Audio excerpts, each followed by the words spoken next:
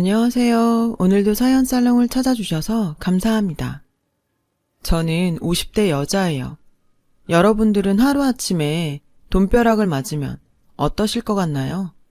저도 한때는 눈먼 돈이 나에게 떨어지면 얼마나 좋을까 하는 상상을 했던 사람이에요. 돈으로 행복을 살 순 없지만 행복하기 위해선 역시 돈은 필요하잖아요. 그리고 돈이 있다고 불행할 일은 결코 없으니 돈은 무조건 많으면 많을수록 좋다고 생각했어요. 하지만 꿈이 현실이 되는 순간 저는 돈이 많아도 불행할 수 있다는 것을 경험하게 되었고 이번 기회에 그 이야기를 하고 싶어 이렇게 사연을 쓰게 되었어요. 5살 나이 차이의 남편과 저는 같은 공장에서 일하며 만났어요. 자주 보고 처음 봤을 때부터 서로에게 호감을 갖고 있던 터라 저희는 금방 가까워졌어요. 1년의 연애 끝에 결혼을 하게 되었죠. 남편과 저는 둘 다 형편이 그리 좋지 않았어요.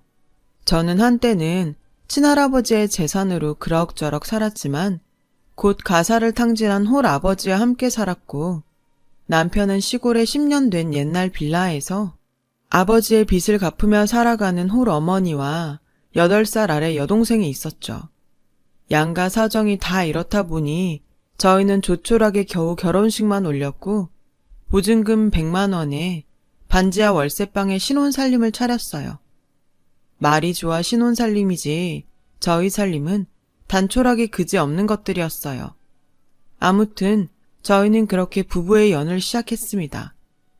남편은 착하고 성실했고 저는 주변에서 짠순이라고 부를 정도로 알뜰해서 마치 남편과 저는 소꿉놀이를 하듯 매일매일 즐겁고 행복했어요. 저희 부부는 형편이 좋아지면 아이를 갖기로 하고 무조건 저희 두 사람의 월급의 80%를 저금했어요. 그렇게 3년을 모으니 그리 크지는 않았지만 방 2개짜리 전세 보증금을 마련할 수 있었어요. 결혼 3년 만에 반지하 월세를 탈출할 수 있게 되었던 거죠. 반지하 월세방에서 이사가던 날, 저와 남편은 얼마나 기뻤는지 그날 처음으로 손을 바들바들 떨며 소고기를 사 먹었던 기억이 지금도 생생하게 떠오를 정도네요. 저는 그때 생각했어요. 저희 부부는 젊고 이렇게 알뜰살뜰 모으면 언젠가는 저희가 꿈에 바라는 내 집장만을 할 수 있을 거라고요. 그런 꿈이 있었기에 저희 부부는 야근을 해도 피곤하지 않았고 김치와 김, 어쩌다 상에 올라오는 햄이나 계란말이에도 진수성찬이다 여기며 기뻐했어요. 그렇게 결혼 7년이 흘렀고 남편은 이제 제법 돈도 모았으니 아이를 갖자고 했어요. 하지만 저는 솔직히 남편과 다르게 임신을 조금 더 미루고 싶었어요. 아직 집을 장만하지 못했기 때문이었죠. 제가 임신을 하면 지금 벌어오는 수입보다 돈이 당연히 적어질 텐데, 그리고 아이를 낳고 당분간 아이를 키워야 하니 어쩌면 다니던 공장을 그만둬야 할지도 모른다고 생각하니까 저는 남편에겐 미안했지만 역시 임신할 시기는 아니라고 생각했어요. 그래서 처음엔 남편 몰래 피임을 하며 임신이 안 되는 척 연기를 했어요. 점점 그렇게 시간이 지나니 남편은 슬슬 걱정이 되는 눈치로 저에게 이렇게 말하더라고요. 아무리 생각해도 당신이 너무 무리해서 그런 것 같아. 앞으로 돈 버는 일은 나한테 맡기고 당신은 집에서 쉬는 게 어때? 주변에서 아이도 엄마가 여유가 있어야 생긴다고 하더라고. 남편은 꽤나 오래 고민한 얼굴로 저에게 일을 그만두면 어떻겠냐고 말했어요. 저는 아이가 안 생기면 어쩔 수 없는 거지. 뭐하러 일까지 그만둬. 그렇게 남편에게 그만 화를 냈죠. 남편은 제가 임신이 되지 않자 스트레스를 받아 짜증을 냈다고 생각하는 눈치였어요. 하지만 남편은 역시 아이만큼은 꼭 갖기를 원했고 저에게 이렇게 이야기하더라고요. 나는 당신이랑 결혼해서 지금까지 행복했지.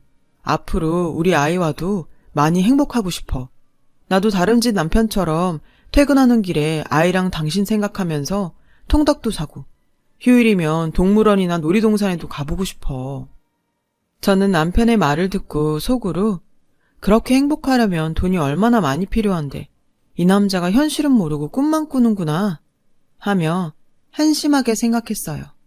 하지만 차마 그 말을 입 밖으론 꺼내지 못했죠. 그 후 남편은 한참 동안 지나가는 남의 아이를 부러운 눈으로 바라봤어요. 처음에는 그 모습도 짜증이 났는데 그런 남편을 보면서 점차 마음이 흔들렸죠. 공장에서 유일하게 사귄 동료가 아이를 낳았다는 소식에 찾아갔다가 처음으로 저도 엄마가 되고 싶다는 생각을 하게 되었어요. 그래서 남편에게 임신 전까지는 공장에 다니고 임신을 하면 그만두겠다고 얘기해 놓았고 남편 몰래 하던 피임도 그만뒀어요. 피임을 그만뒀으니 저는 금방이라도 임신이 될 것 같은 기분으로 지냈는데 너무 쉽게 생각한 탓일까. 임신은 생각처럼 쉽게 되지 않았어요. 남편은 이전부터 임신이 잘 되지 않는다고 생각했기에 별 생각이 없어 보였지만 저는 남편과 다르게 불안했죠. 내가 혹시 불임인가? 피임약을 계속 먹어서 임신이 안 되나? 여러 가지 생각이 들더라고요. 저는 고민 끝에 일을 그만뒀고 아이를 갖기 위해 노력하며 지냈어요. 그렇게 꼬박 3년. 저희 부부에겐 임신의 기쁨은 찾아오지 않았어요. 오히려 매번 부푼 기대감으로 임신 테스트기를 확인하다 테스트기의 한 줄을 보곤 천국과 지옥을 오갔죠. 나날이 지쳐갔어요. 그러자 보다 못한 남편은 저를 붙잡고 이렇게 말하더군요. 아이가 있었으면 좋겠지만 나는 지금처럼 우리 둘만 잘 지내도 괜찮다고 생각해. 그러니까 너무 스트레스 받지 말고 아기는 그냥 하늘에 맡기자. 그동안 당신이 너무 애썼어. 당신 혼자 애쓰는데 나는 아이만 바라고 있고 미안해서 도저히 못 보겠다. 나는 정말 괜찮으니까 우리 예전처럼 우리끼리라도 잘 살자. 힘들어하는 저를 위해 남편은 아이가 없어도 괜찮다고 말했어요. 그러면서도 고맙게도 아이 소식을 은근히 기다리고 있던 시댁에 자기가 문제가 있어 아이가 생기지 않는다고 이야기도 해주었어요. 그렇게 시간이 흘렀어요. 신혼도 아니고 아이도 없고 수입도 반으로 줄어 어디에서도 행복을 찾기는 어려웠던 어느 날 정말 생각지도 않았던 일이 저에게 일어났지 뭐예요. 4년 전 돌아가신 친정아버지가 유일하게 남겨주신 땅이 있었는데 그 땅이 글쎄 재개발이 결정돼서 대단지 아파트가 들어설 거라는 소식이었어요. 그냥 팔기는 돈이 안 되고 이렇게 저렇게 생각해도 답이 없어 놀리기만 했던 그런 땅이었는데 친정아버지가 남겨주신 꽤 많은 평수의 땅은 저에게 무려 100억이라는 어마어마한 돈으로 돌아왔습니다. 돈이 통장으로 들어오기 전까지는 이 사실이 믿기지 않아 남편에게도 알리지 않았는데 정말로 통장에 돈이 들어오던 날 저는 처음 보는 큰 액수에 통장에 찍힌 금액을 반복적으로 세보았어요. 눈으로 확인까지 했는데 너무 큰 횡재라 저는 이게 꿈인가 생시인가 어지럽기까지 하더라고요. 그래도 그 순간 가장 먼저 생각났던 사람은 역시 남편이었어요. 그동안 알뜰살뜰 절약만 하고 살았던 지난날이 떠올라 저는 얼른 이 100억이 든 통장을 남편에게 보여주고 싶었어요. 그날 저녁 전 기쁜 마음으로 남편의 퇴근을 기다렸고 제 이야기와 통장에 찍힌 돈을 본 남편은 도저히 믿어지지 않는다며 제가 그랬듯 통장에 찍힌 금액을 세고 또 세며 우리 부부는 설레는 마음으로 그날 밤 한숨도 자지 못했어요. 저와 남편은 밤새 이 돈으로 무엇을 하면 세상에서 가장 행복할 수 있을까 하는 행복한 고민을 했어요. 그리고 저는 꿈에 그리던 집장만을, 그리고 남편은 크고 고급스러운 고깃집을 차리기로 했어요. 주변에서는 저희 부부에게 돈벼락을 맞았다며 부러워했고 동시에 서로 앞다퉈 자신들의 힘든 사정을 이야기하곤 돈을 빌려달라고 했어요. 당연히 아주 친한 지인이라면 도와주지 않을 이유가 없었는데 친하지도 않았던 사람들이 어떻게 알고 자꾸만 돈을 빌려 달라고 해 한동안 애를 먹었어요. 저희 부부는 그런 사람들에게 단호하게 그럴 수 없다고 거절했죠. 그러자 저희 부부를 부러워하던 사람들이 저희 부부를 원망하며 말도 안 되는 이상한 나쁜 소문을 악의적으로 만들어 퍼뜨리기 시작하더군요. 지금 생각해보니 그때부터가 시작이었던 것 같아요. 하루아침에 큰 돈이 생기니 그동안 잘 지냈던 주변 사람들은 자꾸만 멀어져 갔고 저희 부부 자체보다 저희가 가진 돈에 관심 있는 사람들이 꼬이기 시작했죠.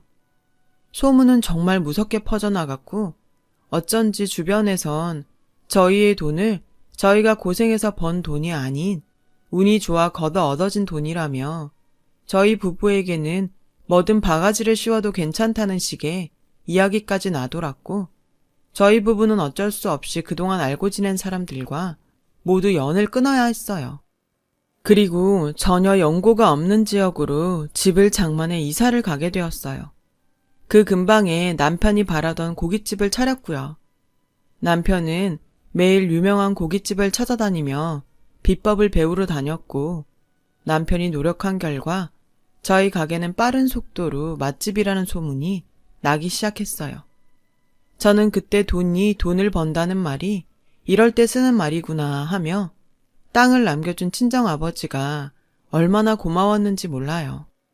그런데 그러던 중 전혀 생각하지도 못했던 일이 벌어졌어요. 남편에게 제가 받은 유산에 대한 소식을 들은 시댁 식구들이 하나 둘 저에게 돈 부탁을 해오는 거예요. 아가, 내가 정말 너한테 이런 말하기 미안한데 내가 나이도 있고 몸도 성하지 못하니 네 시아버지 빚 갚는 게 너무 힘들구나. 네가 좀 도와주면 안 되겠니? 다른 사람이면 몰라도 시어머니 부탁인데 제가 어떻게 싫다고 할 수 있겠어요. 당연히 시아버지의 빚을 한 번에 갚아드렸고 그 일을 시작으로 정말 이럴 수가 있나 하는 시댁 식구들의 어이없는 요구가 계속해서 이어졌어요. 니네들은 좋은 데 살고 호의호식하면서 나한테 미안하지도 않니? 우리도 니네 집처럼, 아니 니네 집보다 더 좋은 집 하나 사줘라. 모쪼록 본가가 집이 더 좋아야지, 안 그러니? 언니, 나 이번에 치과의사랑 선보는데 언니가 나 옷이랑 가방 좀 사줘요. 이번에 네 신우가 결혼할 때 혼수는 네가 좀 해라. 그리고 예물도 네가 좀 해줘. 다른 사람도 아니고 친동생인데 그 정도는 할 수 있지? 아, 그리고 의사사위 얻으려면 열쇠 3개는 기본이라고 하더라. 참고해라. 저는 정말 기가 차서 말이 나오지 않았어요. 처음엔 제가 남편 집 사정 뻔히 다 아니까 그래, 가족이라곤 시댁 식구밖에 없는데 돈 있을 때 도와드려야지 했었는데 마치 제가 받은 유산이 자기들 돈인 것처럼 아무렇지 않게 쓰려고 하는 태도에 너무 화가 나더라고요.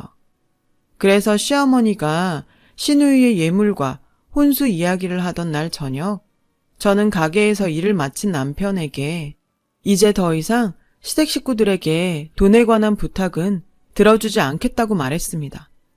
남편은 순순하게 알겠다고 했지만 은근 기분이 좋아 보이진 않았어요. 그 모습에 신경이 조금 쓰이긴 했지만 설마 저는 그동안 제가 시댁에 쓴 돈이 있는데 남편이 내가 자기 식구들에게 돈 쓰는 걸 싫어한다고 생각하진 않겠지? 하며 믿고 있었어요. 그리고 더 이상 그 이야기는 하지 않았어요. 제가 아는 남편은 제 마음을 알 거라고 완전히 믿었죠.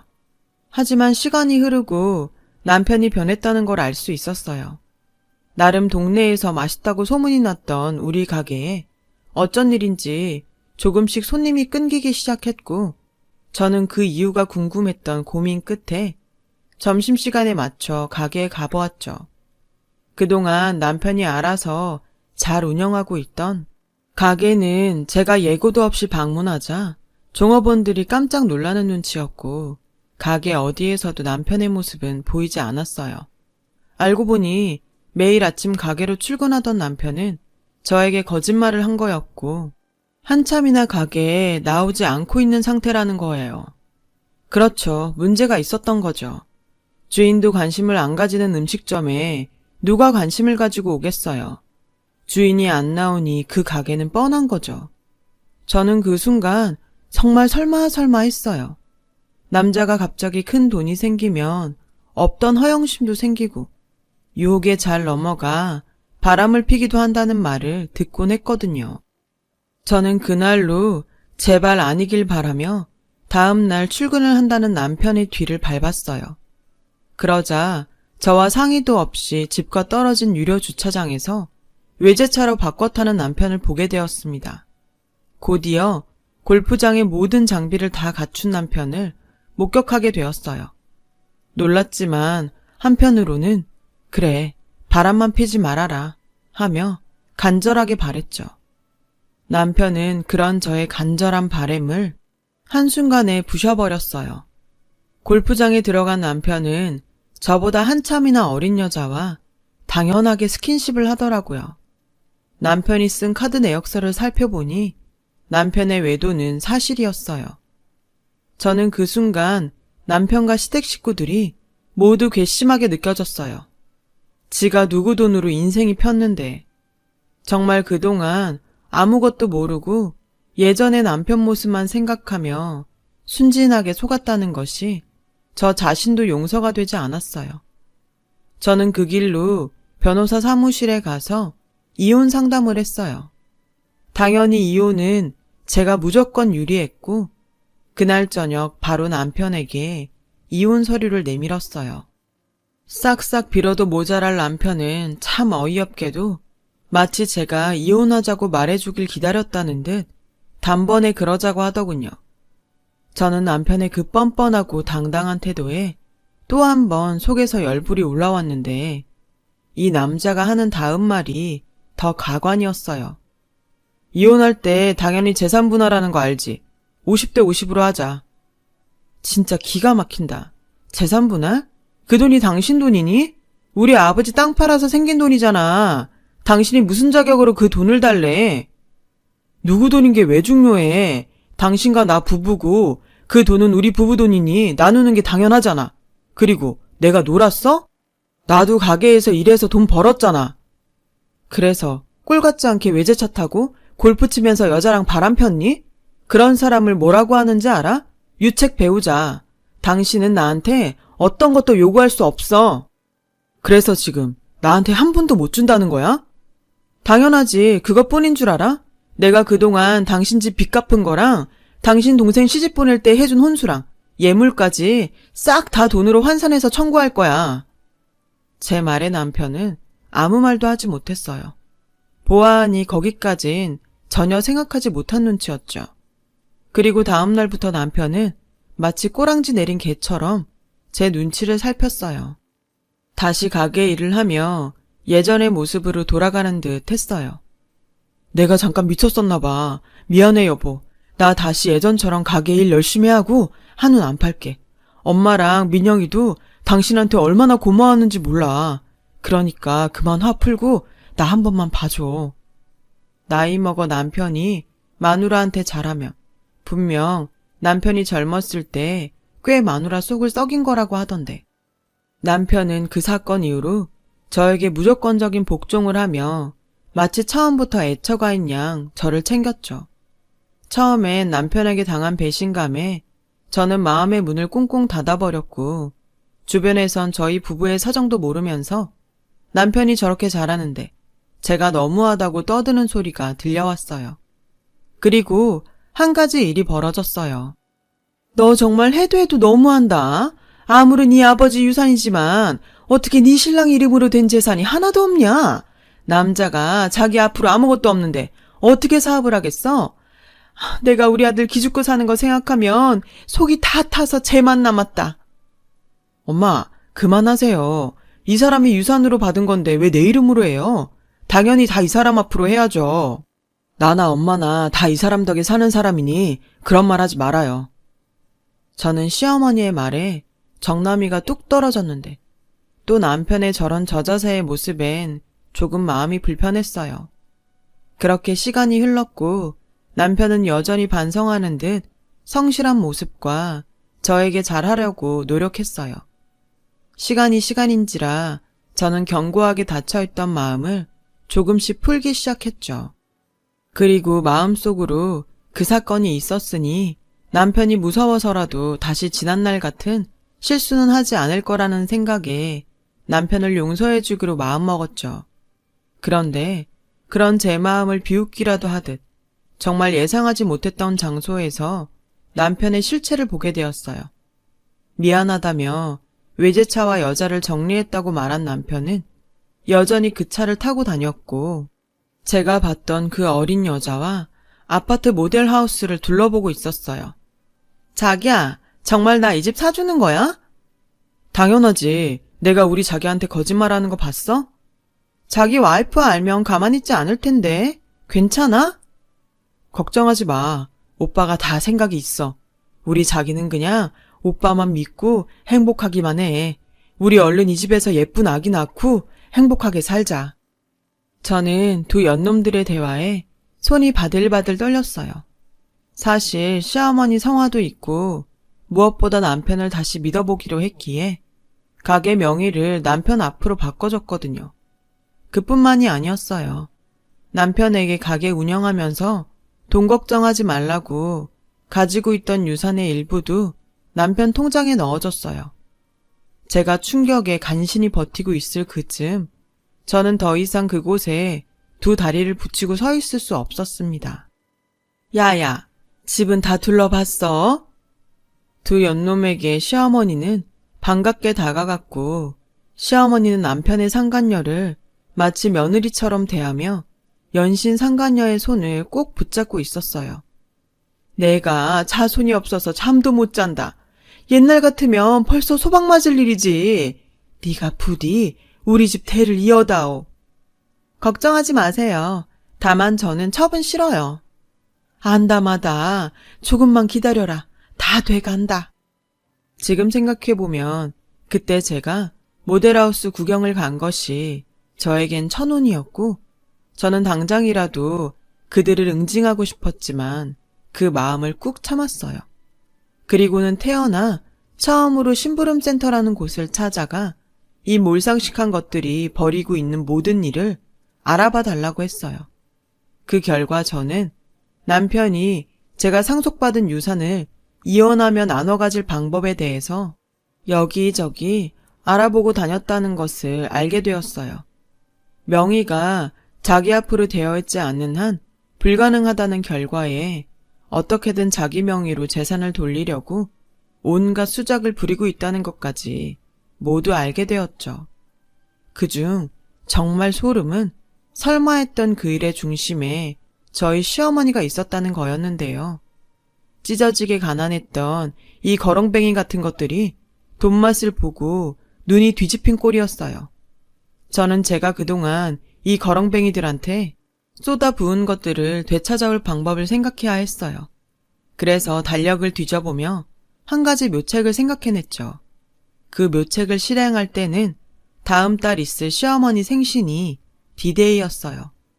저는 시어머니와 남편, 그리고 시누이까지 모두 환장할 미끼를 생각했고 북유럽 크루즈 여행을 예약했어요. 어머, 아가, 이게 다 뭐냐? 크루즈? 엄마, 이거 배 타고 해외여행 가는 거야. 근데 배를 왜 타? 비행기를 타야지. 배에서 즐기면서 여행하는 거야. 어머, 나까지 챙겨주고. 올케 언니 너무 고마워요. 당신 너무 무리하는 거 아니야? 나는 안 가도 되는데. 가게 일한다고 쉰 적도 없잖아. 마음 같아서는 나도 가고 싶은데 지난번에 보니까 가게 종업원들한테 맡겨놓을 수만은 없더라. 그냥 자기가 나 대신 효도한다고 생각하고 다녀와. 그래, 새애기가 모처럼 이렇게 우리를 생각해줬는데 그걸 마다하는 것도 못 쓰는 거다. 우리 가서 재미나게 놀고 오자. 고맙다 아가야. 네가 정말 우리한테는 복덩이다. 좋아 죽겠는 시어머니와 남편 시누이를 보며 저는 맹수가 발톱을 숨기듯 환하게 미소를 보여줬어요. 그리고 마침내 그들이 여행을 떠나는 날 저는 그들을 배웅하며 그들이 돌아와서 마주할 지옥을 하나둘 만들기 시작했어요. 가장 첫 번째로는 남편 앞으로 해준 가게를 처분하는 일이었고 배우자이면서 이전 소유자였기에 아무런 의심도 받지 않은 채 가게를 팔아치울 수 있었어요.